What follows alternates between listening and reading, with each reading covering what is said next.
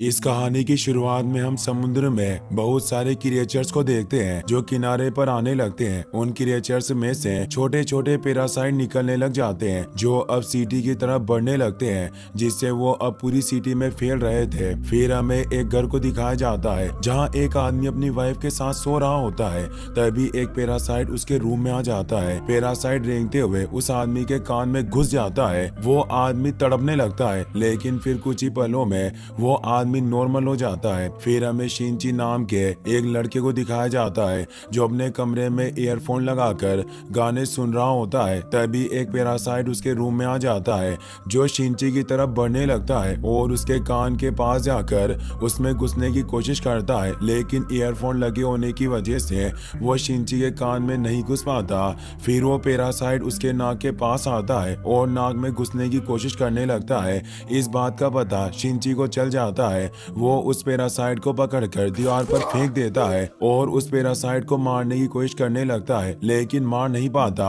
और वो पैरासाइट उसके राइट हैंड पर हमला करके उसके अंदर घुस जाता है। शिनची ये देखकर काफी डर जाता है। वो जल्दी से अपने हाथ को केबल से बांध लेता है जिससे वो पैरासाइट उसके हाथ से आगे नहीं बढ़ पाता। तभी उसकी मोम वहां जाती है। वो उन्हें बताता है कि मेरे हाथ में सांप घुस गया है। वो जब उस केबल को हटाकर चेक करती है तो वहाँ कुछ नहीं होता। उसकी मॉम को लगता है कि जरूर उसने कोई बुरा सपना देखा होगा। शिनची भी काफी परेशान होता है और उसे कुछ समझ नहीं आता।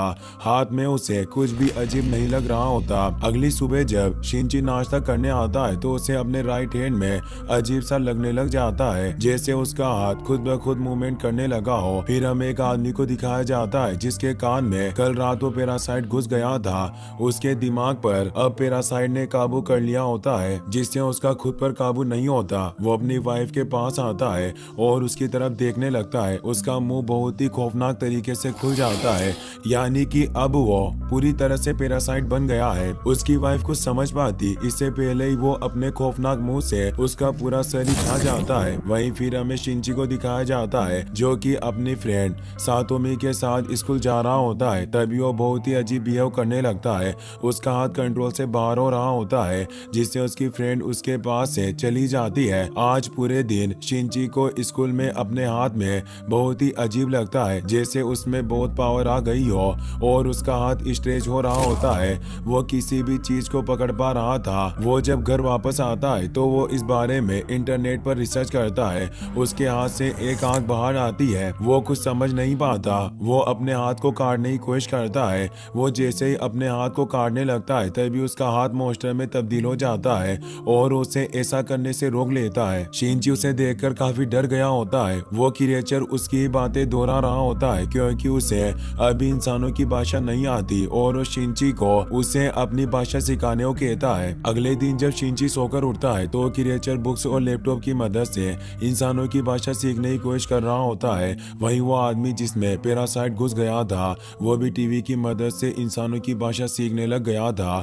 और उसने अपनी वाइफ को पूरा खा लिया होता है। पर शिनची की बॉडी पर वो क्रिएचर काबू नहीं कर पाया था क्योंकि जब रात को क्रिएचर ने उसकी बॉडी में घुसने की कोशिश की थी तो शिनची ने उसे आगे जाने से रोक लिया था। इसीलिए अब ये सिर्फ शिनची के राइट हैंड को ही कंट्रोल कर सकता था। अब वो क्रिएचर शिनिची के साथ रहने से उससे बातें करने लगता है और वो क्रिएचर शिनिची को बताता है कि मेरा नाम मिगी है, तुम मुझसे डरो मत, मैं तुम्हें कोई नुकसान नहीं पहुंचाऊंगा और तुम भी मुझे कभी भी मत काटना क्योंकि अगर तुमने मुझे अलग कर दिया तो मैं मर जाऊंगा क्योंकि तुम मेरे होस्ट हो। मिगी स्कूल में बुक्स पढ़ा करता था जिससे वो इंसानों के बारे में और ज्यादा जानने लगता है। साथ ही वो स्टूडेंट को फाइटिंग करते हुए भी देख रहा होता है जिससे वो उन्हें देखकर ही फाइटिंग स्किल सीख रहा होता है। जब आर्ट क्लास स्टार्ट होता है तो शिनिची पेंटिंग बना रहा होता है। सातोमी उसके पास आती है और कहती है कि अगर तुमने दोबारा उस दिन जैसी हरकत की तो मैं तुम्हारी जान ले लूंगी। शिनिची और मिगी अब साथ में काफी वक्त गुजारने लगे थे जिससे अब उनमें काफी अच्छी दोस्ती होने लग गई थी।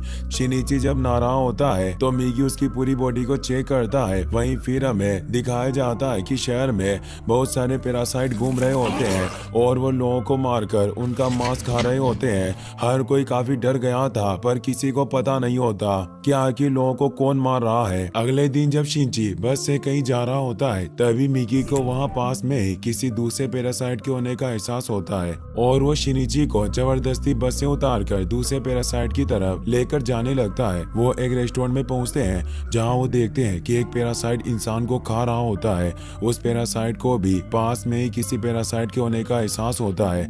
वो जब शिनची को देखता है तो उसे लगता है कि ये भी एक पैरासाइट है और वो उसे भी इंसानों का मांस खाने के लिए देता है, लेकिन शिनची उसे नहीं खाता, जिससे उसे पता चल जाता है कि उसका दिमाग अभी भी एक्टिव है, यानी कि वो पूरे तरीके से पैरासाइट नहीं बना। मिगी को इस बात का एहसास हो जाता है और वो शिनची को भागने की बोलता है। वो भागने की कोशिश करता है पर दरवाजा ओपन नहीं होता।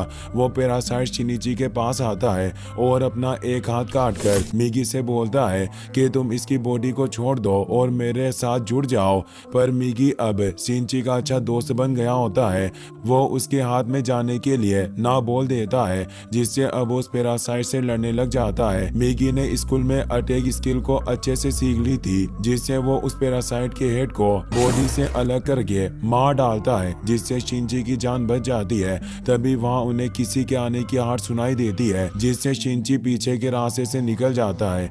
शिनिची मिगी को कहता है कि तुमने अपने एक साथी को मार दिया, तो वो कहता है कि अगर वो तुम्हें मार देता तो मैं भी मर जाता और अब हम दोस्त हैं। शिनिची अपनी माँ को मिगी के बारे में कुछ नहीं बताता। फिर हमें न्यूज में दिखाया जाता है कि शहर में लोगों के मरने की संख्या लगातार बढ़ती जा रही है।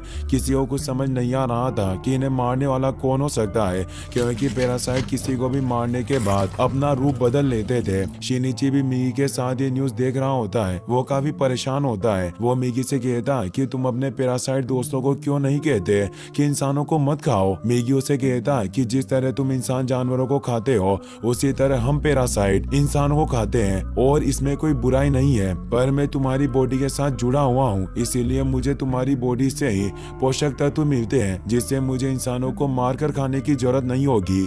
पर अगर तुमने मुझे चोट पहुंचाने की कोशिश की तो मैं भी तुम्हें मार डालूंगा। वहीं फिर हमें उस रेस्टोरेंट का सीन दिखाया जाता है जहां पुलिस इन्वेस्टिगेशन कर रही होती है। उन्हें कुछ समझ नहीं आता कि लोगों को इतनी बुरी तरीके से कौन मार रहा होगा। अगले दिन जब शिनिची स्कूल में होता है तो मिगी उसे बताता है कि हमारे आसपास एक पैरासाइट है और वो पैरासाइट और कोई नहीं बल्कि उनकी नई टीचर होती है, जिसका नाम रयोको होता है। और जब वो शिनिची को देखती है तो उसे पता चल जाता है कि शिनिची एक पैरासाइट है। और जब वो क्लास खत्म होने के बाद शिनिची से मिलती है तो शिनिची उससे काफी डर रहा होता है। वो शिनिची को कहती है कि डरो मत, मैं तुम्हें कोई नुकसान नहीं पहुंचाऊंगी। तो शिनिची उनसे पूछता है कि तुम यहाँ स्कूल में किस इरादे से आई हो। वो कहती है कि मैं बस इंसानों की तरह जीना चाहती हूँ ताकि इंसानों जैसी क्वालिटीज हमेशा मुझ में बनी रहे। और फिर वो शिनिची को एक जगह लेकर जाती है जहाँ वो उसे दो और पैरासाइट से मिलवाती है, जिनमें से एक स्टूडेंट होता है और दूसरा एक पुलिस ऑफिसर होता है।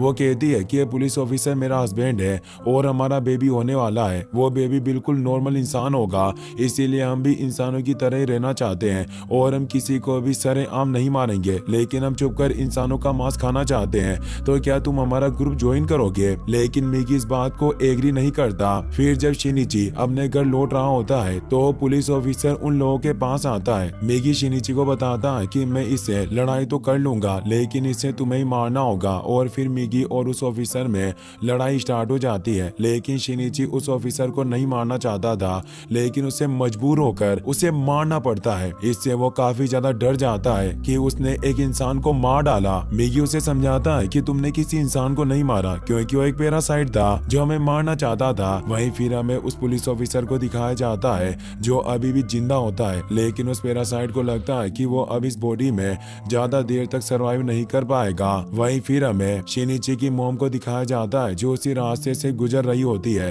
तभी उसे वहाँ उसी पुलिस ऑफिसर की आवाज आती है और जब वो उसे देखने के लिए उसके पास जाती है तो पैरासाइट उसकी बॉडी से निकलकर शिनिची की मॉम के अंदर चला जाता है। वहीं जब शिनिची अपने रूम में सो रहा होता है तो मिगी को एहसास होता है कि कोई पैरासाइट उनके घर की तरफ बढ़ रहा है। वो शिनिची को इस बारे में बताता है और जब वो चेक करने के लिए नीचे जाते हैं तो वहाँ शिनिची की मॉम होती है और वो शिनिची को मारने के लिए उसकी तरफ बढ़ रही थी। तो मिगी शिनिची को कहता है कि ये वही ऑफिसर वाला पैरासाइट है जिसने अब तुम्हारी मॉम की बॉडी पर कब्जा कर लिया है। लेकिन शिनिची कहता है कि ये सच नहीं है। तो मिगी उसे कहता है कि अगर हमने इसे नहीं मारा तो ये तुम्हें मार देगा। शिनिची उसे कहता है कि अगर तुमने मेरी माँ को मार डाला तो मैं तुम्हें मार दूंगा, क्योंकि वो अपनी माँ से बहुत प्यार करता था, क्योंकि वो नहीं चाहता था कि अब उसकी माँ को कोई चोट पहुंचे, लेकिन देखते ही देखते उसकी माँ का सर बाकी पैरासाइट की तरह खुलने लग जाता है और वो शिनिची पर अटैक करके उसके दिल में छेद कर देती है।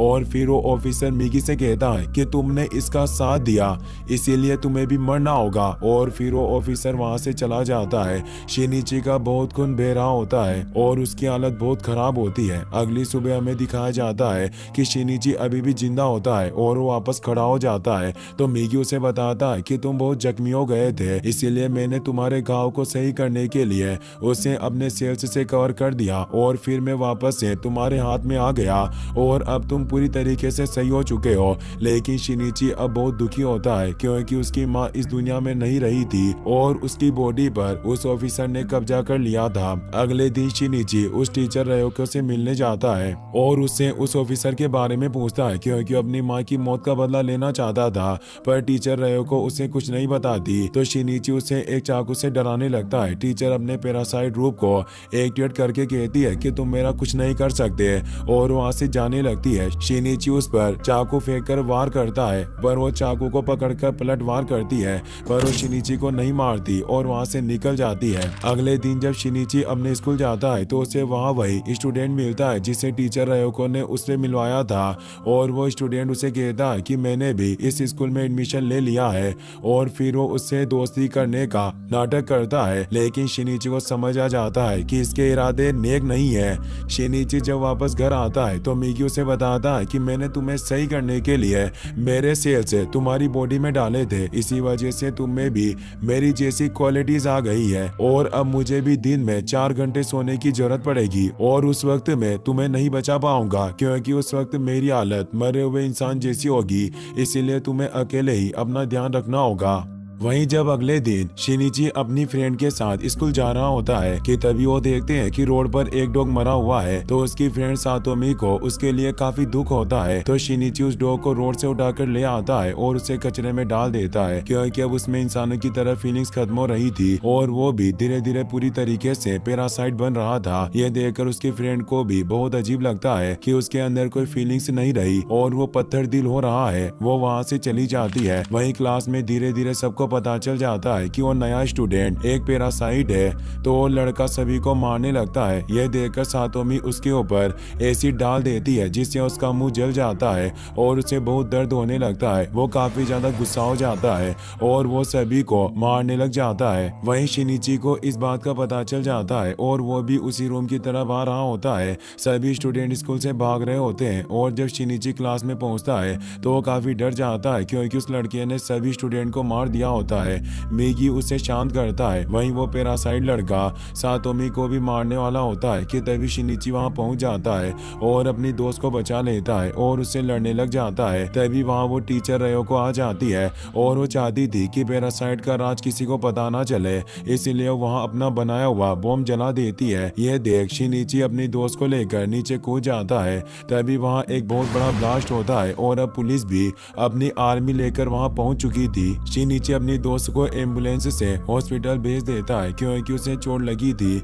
वहीं जब ऑफिसर स्कूल के अंदर जाते हैं तो हमें पता चलता है कि वो पैरासाइट ब्लास्ट में भी बच गया था और वो उन सभी पुलिस ऑफिसर को मार देता है। वहीं मिगी शिनिची को बताता है कि वो लड़का अभी भी जिंदा है।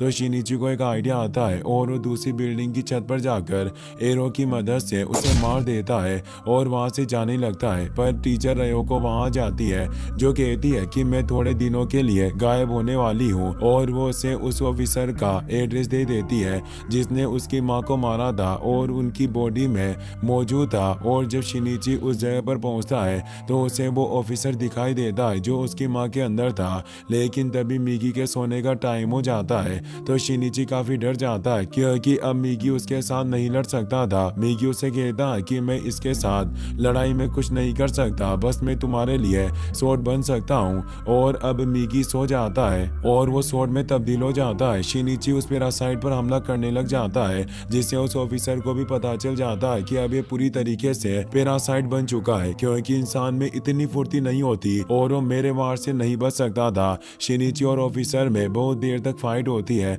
और फाइनली शिनिची जैसे तैसे करके उस पैरासाइट की गर्दन काट देता है, जिससे वो पैरासाइट वहीं पर मर जाता है। फिर हमें दिखाया जाता है कि शिनिची अपनी दो साथों से हॉस्पिटल मिलने जाता है, जहां वो डिसाइड करता है कि वो एक एक करके सभी पैरासाइट को ढूंढ ढूंढ कर मार देगा ताकि वो इंसानों को बचा सके। वहीं हमें एक जासूस को दिखाया जाता है जो छिपकर शिनिची और मिगी की फोटो ले रहा होता है और यहीं पर इस मूवी के फर्स्ट पार्ट की एंडिंग हो जाती है।